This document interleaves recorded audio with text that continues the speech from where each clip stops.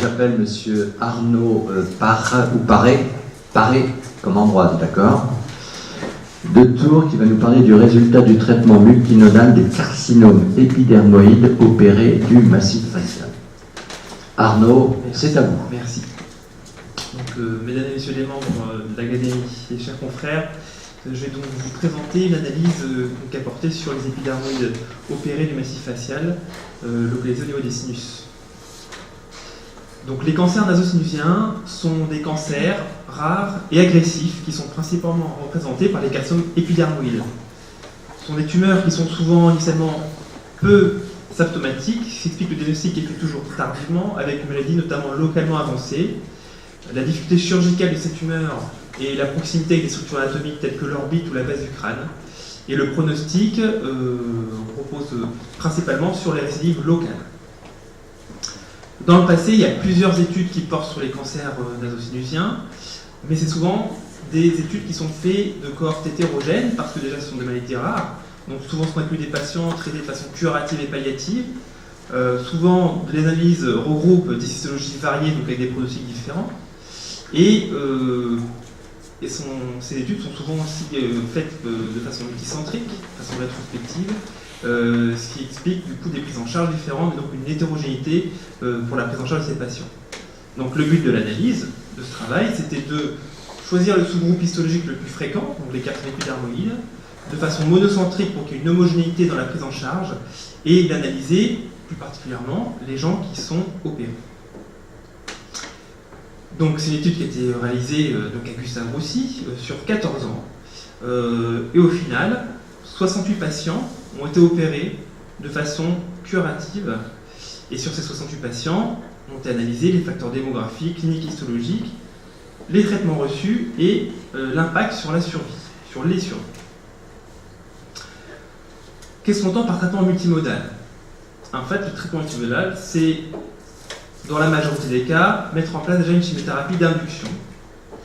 Donc 5-FU-6-PAC jusqu'en 2006, et après TPF à partir des tumeurs classées T3. Suivi d'une exérèse la plus large possible et associée en post-opératoire à une radiothérapie adjuvante. En cas d'exérèse courte, de moins de 5 mm, d'exérèse au contact ou de tumeur T3 ou avec atteinte ganglionnaire prouvée histologiquement, était associée à cette radiothérapie adjuvante une chimiothérapie. Pour les aires cervicales, les patients N0 cliniquement radiologiquement, il y avait donc une irradiation prophylactique des aires cervicales, et bien sûr les patients N+, avaient un curage. Donc les résultats de cette étude. L'âge moyen est donc de 63 ans, le suivi était plutôt bon, donc 68 mois. La grande majorité de ces tumeurs se localisent au niveau des sinus maxillaires, suivies par les fosses nasales et l'ethmoïde. On peut remarquer que dans cette cohorte, il y avait quand même une proportion très importante de tumeurs localement avancées, avec quasiment 90% de tumeurs classées PT3 ou PT4, et plus 96% de stage 3 ou 4. La atteinte ganglionnaire était au final modeste, avec moins de 12% des patients avec une atteinte ganglionnaire prouvée histologiquement. La chimio-induction a été donnée à 60% de la cohorte, et 82% de ces patients ont une réponse au moins partielle à la chimiothérapie. Donc 100% bien sûr des patients ont été opérés, c'était le but de cette étude, donc par chirurgie ouverte, avec 80%, donc plus de 80% de voies paralatéraux-nasales. 17% des patients ont eu un curage cervical unio-bilatéral, et sur les 24 patients qui avaient une atteinte orbitaire, 13 ont été exentérés. 85% des patients opérés ont été irradiés en post-op. Quand on regarde les marges de résection, 52% étaient R0, 43% étaient R1, avec l'hypodération dans le sens où les patients qui étaient exérèse complète mais inframillimétriques ont été mis dans les R1, et ça représentait quand même 50% des R1, et 5% R2. De par la mutilation de cette chirurgie, 80% des patients ont reçu une reconstruction primaire en même temps, avec une très nette prédominance des lambeaux libres, et notamment le lambeau scapulo-dorsal. 12% des patients, pour les tumeurs plus modestes, ont eu besoin d'un lambeau local. Et pour les patients plus âgés avec des comorbidités, ils étaient reconstruits par prothèse. Quand on analyse donc les rechutes ont touché donc 43% de la cohorte avec un délai moyen de survie de 9 mois, plutôt rapide. Et la grande majorité de ces récidives étaient au moins locales, avec quasiment 80% des récidives. 6 patients seulement sur les 68 ont pu avoir un traitement rattrapage, et tous ces traitements de rattrapage se sont soldés par une poursuite évolutive dans la suite. Quand on regarde la survie globale à 5 ans, elle est de l'ordre de 58%, et la survie sans progression de 53%. Et là, comme c'est retrouvé dans la littérature, le principal mode de récidive, c'est une récidive locale, suivie donc par la récidive régionale et les métastases à distance. Donc pour finir sur les résultats, quels étaient les facteurs pronostiques qui allaient impacter la survie globale déjà? Donc c'était les grosses tumeurs, les stade 4 ou les tumeurs PT4, le franchissement de la ligne d'Öngren, qui définit l'infra ou la suprastructure du massif facial, l'envahissement de la fosse infratemporale, de l'orbite ou l'envahissement cutané. Ces mêmes structures anatomiques ou facteurs histologiques impactaient la survie sans récidive, avec en plus l'atteinte de la base du crâne et les patients qui avaient plus de 69 ans, qui avaient une moins bonne PFS. La rechute locale, qui est donc le principal mode de rechute, était elle plus particulièrement liée à l'envahissement cutané et de l'orbite, ainsi qu'encore une fois l'âge supérieur à 69 ans. Donc voilà, ça c'est l'analyse globale, pronostic de cette cohorte. Qu'est-ce qui ressort de cette étude? Qu'est-ce que ça attend? Donc déjà, il faut bien savoir que c'est une cohorte qui est relativement conséquente, c'est une des plus grosses qu'on peut trouver dans la littérature, de par la rareté de la maladie. C'est aussi une cohorte où il y avait un nombre particulièrement important de stades localement avancés, plus de 90% de stades 3 ou 4, et ça c'est probablement lié en partie au fait d'avoir choisi un sous-groupe de carcinomes épidermoïdes, qui sont des tumeurs particulièrement agressives. Quand on compare à d'autres histologies comme les sarcomes, etc., c'est vrai qu'il semble y avoir plus de stades avancés dans ce type histologique. C'est donc des tumeurs qui, même si dans cette cohorte sont particulièrement grosses, valent le coup, à notre sens, d'être opérées, parce que quand on compare la survie globale de ce type de tumeur épidermoïde, dans la littérature, on est de l'ordre de la survie globale à 5 ans de 30 à 50%. Là, on est même à un peu plus de 50% dans les analyses. Et donc cette chirurgie est d'autant plus possible que maintenant, on a quand même des raffinements de la reconstruction qui permet de reconstruire d'un point de vue fonctionnel et même esthétique les patients. Donc c'est pour ça qu'il y avait une nette prédominance des lambeaux libres chez les patients reconstruits, et notamment du lambeau scapulo-dorsal, qui est un lambeau libre qui permet, avec la scapula, de restituer de façon anatomique la voûte palatine, de combler le sinus, le défaut du sinus avec le muscle grand dorsal, et avec une palette cutanée, de restituer la cloison sinusonasale. Donc ça, que ce sont des raffinements chirurgicaux qui permettent de repousser aussi les indications d'exérèse. De façon attendue, l'orbite, la ligne d'Öngren, ce que je vous ai représenté ici pour bien vous expliquer, c'est une ligne qui passe entre le canthus médial et la tuberosité du maxillaire, qui définit donc l'infrastructure qui est plutôt de meilleur pronostic que la suprastructure au-dessus de cette ligne. Ou encore la fosse infratemporale à la base du crâne ou la peau sont des structures anatomiques qu'on s'attendait à retrouver de pronostic, et qui l'étaient, heureusement. Autre chose qui ressortait, c'était les tumeurs récidivantes. Sur cette cohorte, on a à peu près 20% des patients qui avaient déjà été opérés et qui ensuite allaient avec du Servoussi pour une chirurgie de rattrapage. Donc ça aussi, c'était limite significatif, mais c'est vrai qu'il y avait quand même un seuil de significativité qui était proche et qui montre que ce sont quand même des tumeurs qui ont un manque pronostic. Et enfin, pourquoi est-ce que l'âge supérieur à 69 ans ressortait quand on a analysé ce sous-groupe? En fait, c'est des patients qui, de par leur comorbidité, avaient très rarement accès à la chimiothérapie d'induction, soulignant donc l'intérêt de cette chimio d'induction par TPF et qui fait débat actuellement sur le site de tumeur. Autre chose qui était intéressante dans cette étude, c'était la prise en charge des aires cervicales. Il n'y a pas de consensus on va dire internationale, même nationale sur la conduite à tenir, chez les patients notamment N0. On sait que si on ne fait pas de traitement des aires cervicales, on a quand même un risque de récidive régionale qui existe, de l'ordre de 35 à 40%. Après, curage cervical prophylactique ou irradiation prophylactique, ça aussi, ça fait débat. Il y a pas mal d'études sur le sujet, mais c'est vrai que là, on a quand même retrouvé un contrôle régional comparable à la littérature, et donc qui quand même soutient qu'il faut faire un traitement prophylactique et que l'irradiation donne de bons résultats. Enfin, le dernier point intéressant de cette étude pour le chirurgien, c'est la prise en charge d'un orbite qui est envahi par la tumeur. C'est pareil, on peut facilement se dire pour être carcinologique, il faut exentérer la cavité orbitaire en cas d'atteinte orbitaire. Et donc on a analysé ce sous-groupe d'atteinte orbitaire, donc c'était 24 patients. Et sur les 13 qui ont été exemptérés par rapport à ceux où il y a eu une conservation du globe, il n'y a pas de différence significative sur la survie globale ou même la récidive.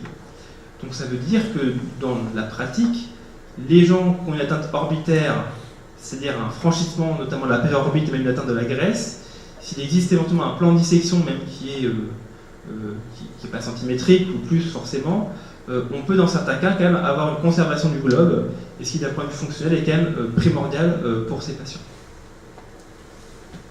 Donc pour conclure, l'intérêt de cette revue de patients était donc déjà de souligner que les épidermoïdes, c'est quand même une histologie où on a des stades particulièrement avancés d'un point de vue local, et que dans les tumeurs, on peut se dire qu'ils sont limite résécables, ça vaut quand même peut-être le coup de les opérer, si on y associe une chimiothérapie d'induction par TPF, qui permet donc d'avoir une réponse au moins partielle dans la majorité des cas, même quand on regarde dans les autres études sur le sujet, c'est de l'ordre de 80%, que associé à cette chimiothérapie d'induction, il faut y associer donc une chirurgie la plus large possible, même si on est limité par les structures anatomiques telles que l'axe carotidien ou la base du crâne, et qu'il faut y associer évidemment une radiothérapie post-opératoire.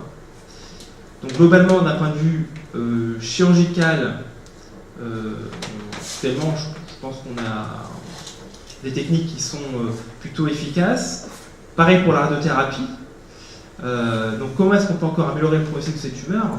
C'est peut-être notamment par le biais de cette chimiothérapie d'induction, qui marche à peu près avec le TPF, mais est-ce qu'on n'a pas aussi donc, cette possibilité de thérapie ciblée qui donne des résultats dans d'autres tumeurs qui pourraient être intéressantes pour le traitement de ces tumeurs, qu'il faut bien différencier des cancers des VADS, qui ont de la cotabagie, qui eux en général ne répondent pas très mal aux chimiothérapies d'induction.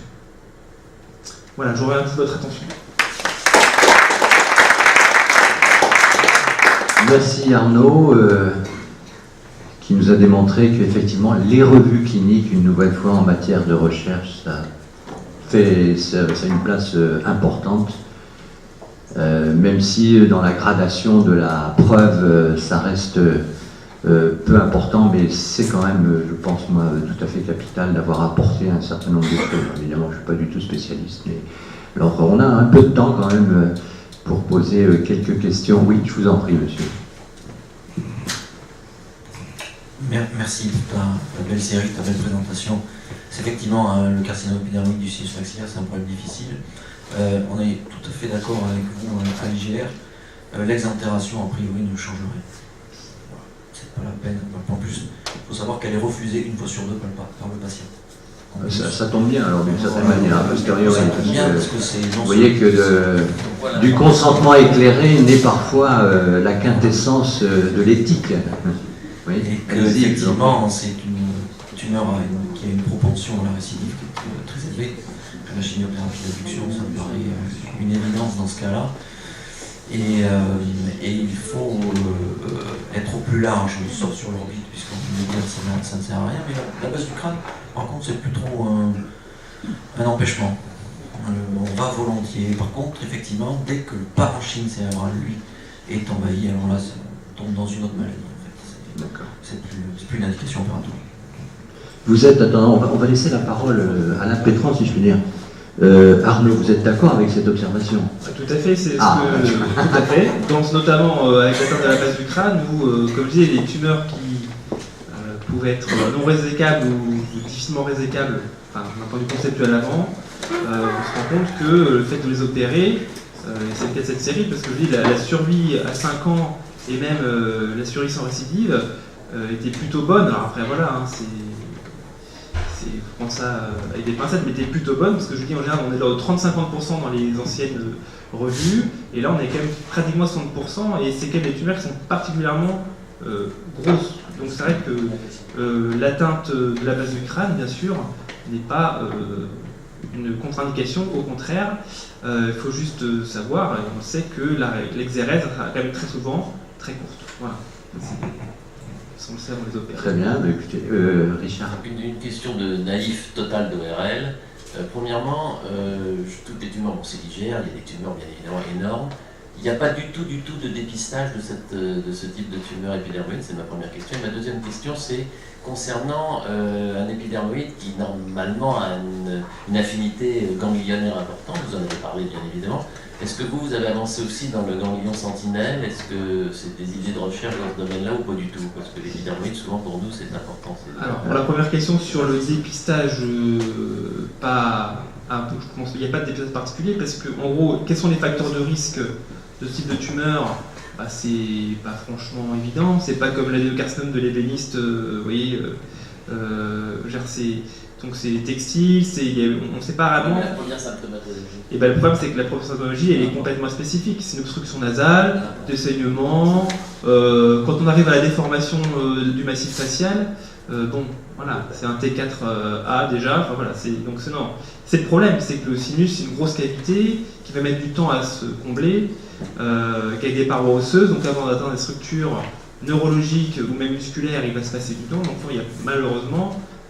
Oui, puis est-ce que vous pouvez me répondre à un chiffre? Là, je me tourne dans les oreilles. Le sinusite chronique, enfin les gens qui ont les sinus qui sont un peu chroniques, c'est tellement courant, je crois qu'ils ne viennent pas consulter, c'est ça le problème, non? Alors il y a une très très grosse cohorte américaine, je ne sais plus d'où elle vient, c'est une database américaine qui a permis de regrouper 11% de la population américaine qui a une rhinocénusite chronique, qui a fait des tests statistiques qui auraient montré que la rhinocénusite chronique est un facteur de risque du cancer des sinus.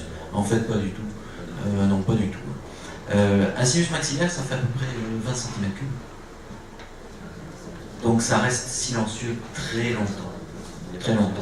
Et ça naît à l'intérieur du sinus.